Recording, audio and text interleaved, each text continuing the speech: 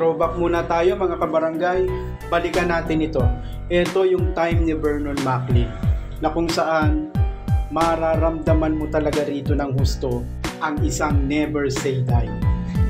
Presensya pa lang ni Maclean sa loob ng court, pakiramdam mo kahit sinong makaharap ng Ginebra, kaya nilang talunin kahit powerhouse team pa yan. Grabe yung Vernon Maclean ha. Maraming naging magagaling na import ang Barangay Ginebra. Maraming naging super import ang barangay. Pero kakaiba rin itong si Vernon Maclean dahil yung puso ni Vernon Maclean, yung laro ng Vernon Maclean na talagang ibinibigay niya ang lahat. Although wala siyang perimeter shot, pero sa loob talaga namang kakamada at kakamada.